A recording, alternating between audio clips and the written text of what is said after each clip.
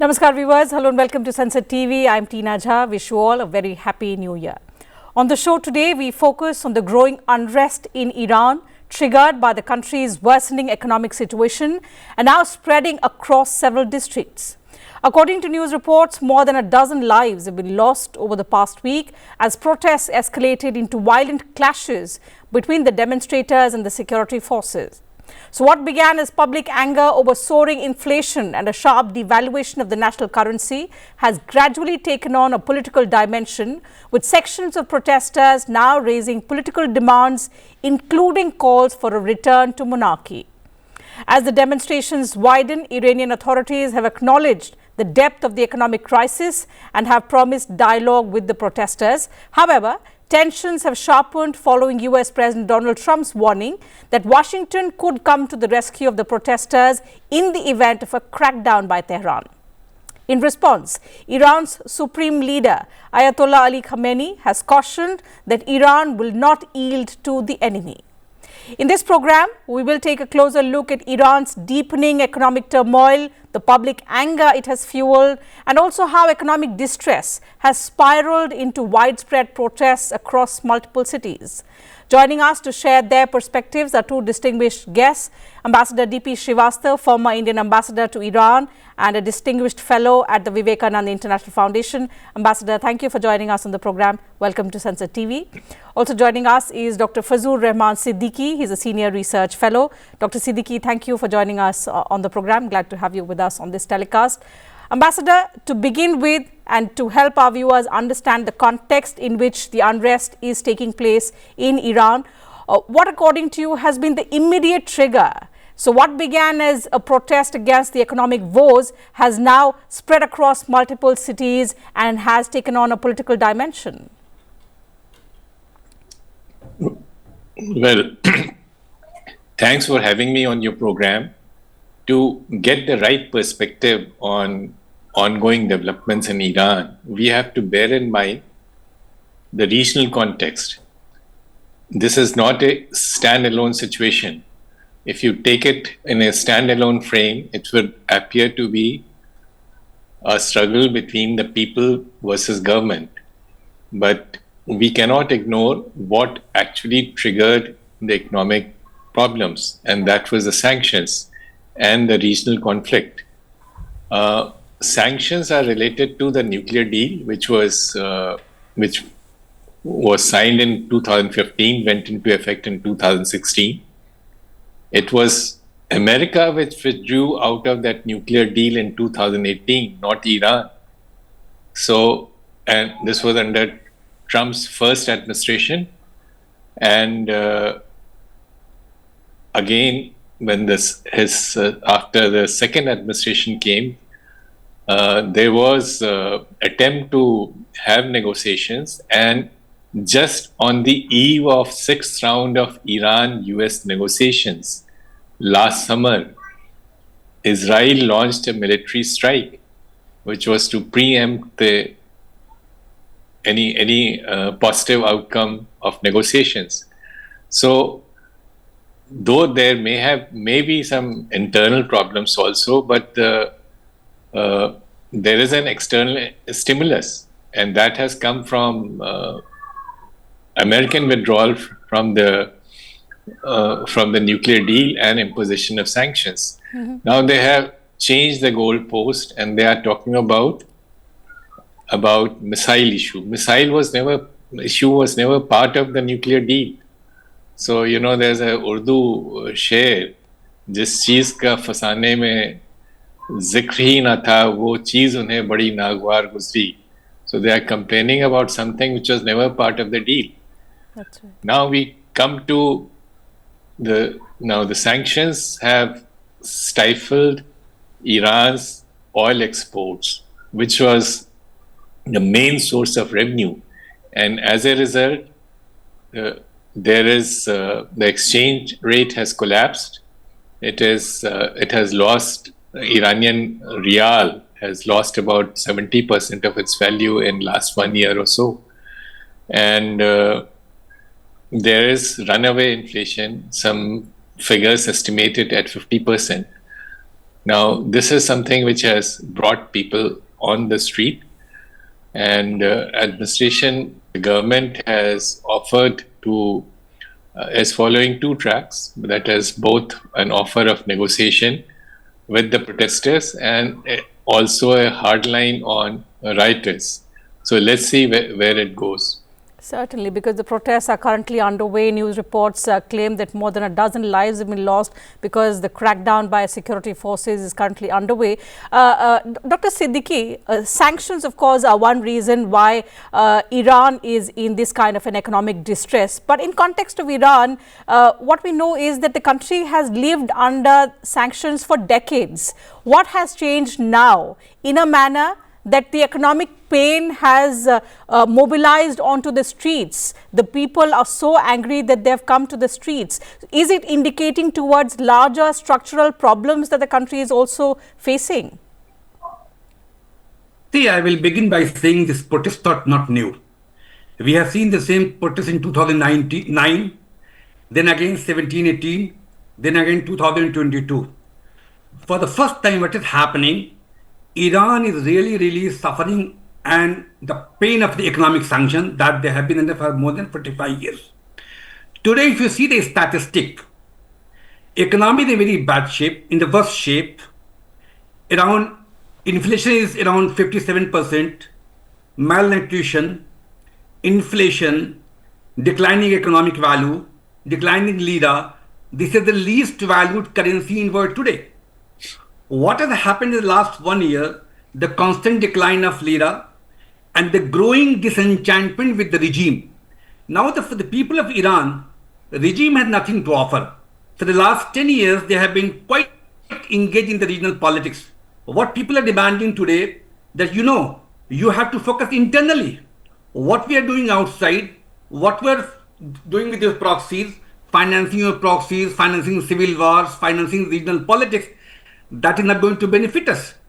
On the other hand, the leadership is telling, for example, the senior advisor to Khamenei, next day he was reported to have said, even we will eat the grass, but we will continue to finance our proxies. So that is the situation. There is a complete disconnect between the masses and the regime. And why this is happening? The regime for the last 10 to 15 years has been able to, woo the public in the name of regional politics, in the name of geopolitics, in the name of supporting Palestine, in the name of supporting Hezbollah, in the name of supporting Syria. Now each and everything I think they have lost in the region. Now the people are asking, what is the point now? Where are we going from here? Now the situation at present is completely confined to people versus regime. Now the regime cannot mislead them. Regime cannot show them the way of Islamic championism or rhetoric and all these things. Now the real issue is for them deliberate inflation, unemployment, and moreover the day-to-day grievances. What has added to this particular protest that we have been watching? For the first time in the large number, Bazaar has joined. It never happened in the history of Iran. Because it was the Bazaar which was the backbone of the Islamic revolution. Bazaris, then they were joined by the student. That has galvanized the whole country. And these are the basic difference if you compare the current protest with the last protest that the country has seen. So I think, and for the first time also, the regime has been quite normal and quite moderate. Even their president is telling you to negotiate. Even they are telling and accepting that, really country is the crisis. I think the president has asked his home minister to be moderate, not to be so oppressive, not to be so autocratic, and no problem can be solved through oppression. So these are the basic deviation from the past, which makes this protest very unique and something where people have realized enough is enough. This is the time to directly talk to the people, talk to the regime on the issues which really hit them on day-to-day basis. That is how I see it. You spoke about the uniqueness in this protest, Ambassador. This is one of the biggest protests that Iran has seen since 2022. That was for a completely different reason. This one started off as a small protest against inflation, against the devaluation of the national currency, but it has spiraled onto the streets, onto different districts as well. And now there are protesters who are also demanding a return to monarchy. The unique aspect is that most of the protesters are urban youth in the cities particularly, and what the visuals and the photographs suggest. Do the ongoing protests, according to you, reflect the changing expectations of the youth of the country? Well, let me point out, this is not simply a domestic issue. As I said earlier, it's not simply people against the government. There are external factors involved. Why would President Trump say that we are ready to go in? We are loaded. You know, this is a cowboy expression. Certainly, and after what's happened in Venezuela, and there was a statement by Mossad that we are with you, we are with the people. Now, the Iranians couldn't have forgotten the recent exchange with Israel and Mossad's history of interference in that country. So these kind of statements muddy the water.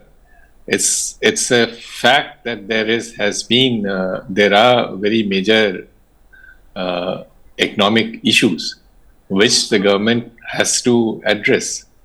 But in an oil exporting country where 55% of the government budget depended on oil revenue, if the sanctions have throttled that, government's capacity to do much is very, very limited. So it's a very, very difficult situation. And let's remember that this kind of situation, which is created by an external stimulus to begin with, if it leads to war, and there have been statements, there was an Iranian response that there would be a reaction. If it leads to war, the impact will not be simply limited to Iran, it will spread to the region and beyond. There has been a downward trend in oil prices for past 3-4 months. The oil prices have come down from $70 to around $60. This is a welcome trend, and it has given relief to economies around the world. In case this trend is reversed, as it is, there is a slowdown in Europe, there is a slowdown in Japan. The Chinese growth rate has slowed down to 5% from 8 or 9 or 10% in the past. India is an exception. We are still doing well, but we will also not escape the consequences. Let's remember that $1 increase in the price of oil translates into something like 14,000 crore rupees increase in India's annual oil import bill. So let's hope that this situation settles down, and for this, let us leave this to the Iranian people. It's their choice what kind of government they want, but there should not be any external interference. That's right, because historically we've seen that the protests over economic distress in Iran have had limited impact. The fact that this time it's more political in nature, it's spreading across to different cities and districts, reeks of the external factors perhaps at play in the region. You spoke about regional implications. Dr. Siddiqui, let me take that question to you. Could prolonged unrest in Iran have spillover of effects in West Asia, especially at a time when we are already seeing heightened volatility? For several years now, the region has seen tensions, and now to add to that is the Iranian unrest, where Ambassador already suggested there are external forces who want that kind of instability in the country. Ma'am, before I come to your question, I would like to say one thing, add one thing.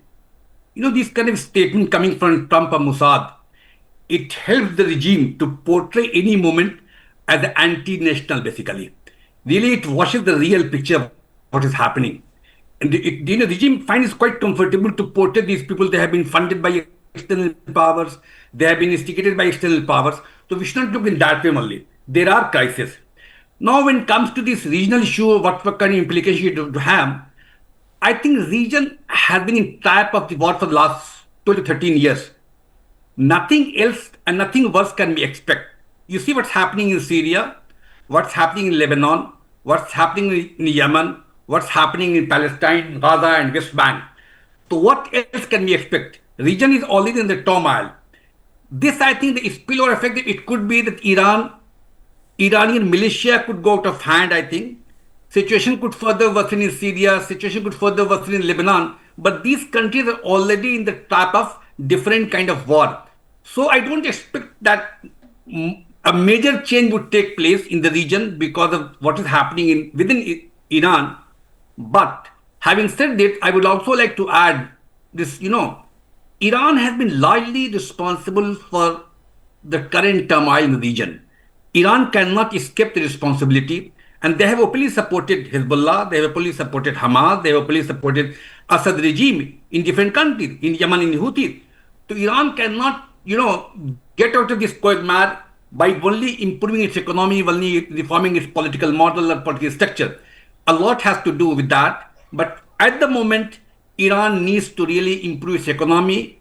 Iran needs to control inflation. Iran needs to satisfy and really fulfill the demand of the people that is very much centered on the economic need of the masses and economic especially on the youth. That is how I see the whole scenario. Okay, Ambassador, you spoke about you spoke briefly about the implications for India, but from India's point of view, if you could elaborate more on how sustained instability in Iran could impact India's interests in areas like energy security. We have a lot of connectivity projects. You've been part of some of those projects as well. And largely the broader West Asia policy that India has. Let me first address an issue raised by Professor Siddiqui, and I must submit I do not agree with him. This assumption that situation in the region is already bad and it cannot get worse, whatever be whosoever is responsible, I think it overlooks a very major factor.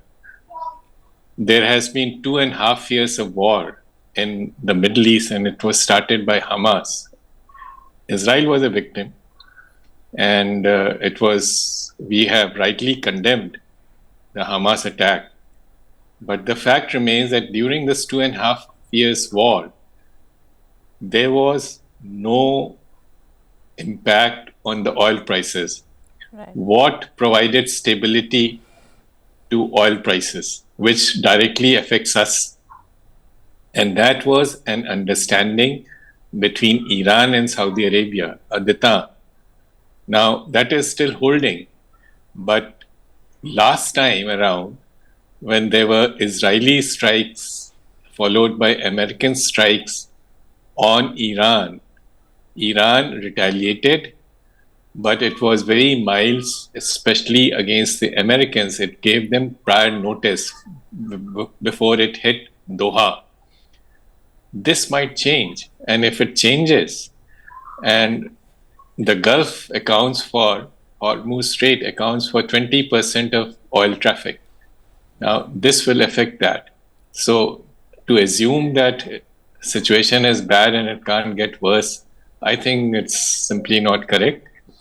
And this is the reason for caution, because if the oil prices shoot up, oil is a fungible commodity. At the moment, we are not buying any crude oil from Iran. So there will be no direct impact on India. There's also not much happening in terms of transit trade through Iran. But if oil prices go up, they'll affect Indian economy, and they will affect economies of other countries in the world also, including the Gulf countries, because they also depend on their on export revenues from oil export. So let's hope that the situation settles down, and the only way to do it is to let Iranian people and government sort it out without external intervention. That's true, but Professor, of course, you have two different perspectives on how the developments in Iran are taking place. But in context of India, when we talk about a situation which is quite volatile in West Asia, that there is a war between Israel and Hamas which is underway, which has already disturbed the regional peace. Now there is an unrest in Iran because of economic factors, but it has taken on a political dimension because of various factors which we've already discussed. But if we talk about India's interests, do you think this sustained instability in Iran could somewhere in a long-term outlook complicate India's West Asia strategy? Professor Siddiqui? Of course, one good thing has happened basically the last 12 years. Given the political instability and the power vacuum in the region, India is the least affected country.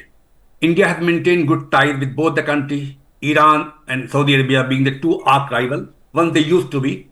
Iran has good ties with Qatar, Iran has good ties with UAE, Iran has good ties with Kuwait.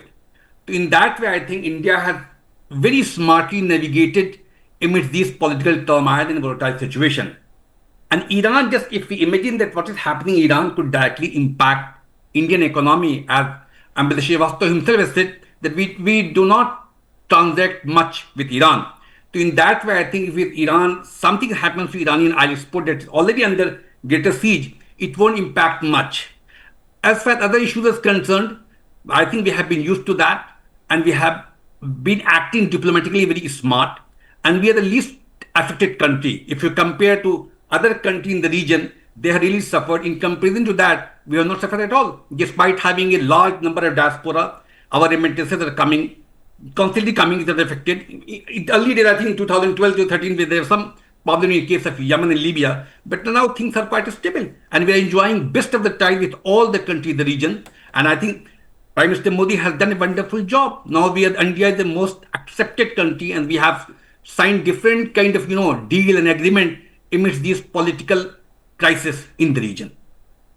Certainly, we are a country that do not interfere or comment much on the internal matters of countries, but in this interconnected world, even if we are not directly involved, it could have regional as well as implications for us in the long-term outlook, as you've rightly pointed out. Let's hope that the matter is sorted out, and despite the widespread public discontent, the Iranian authorities are able to provide solutions and assurances to the people of Iran, and a breakthrough is achieved at the earliest in order for peace to prevail in the region. Time allows us to take up only that much on the program. Thank you once again, Ambassador, to you as well as Professor Siddiqui, for joining in, sharing your thoughts, your views with us and our viewers. And to you viewers, thank you very much for your time as well.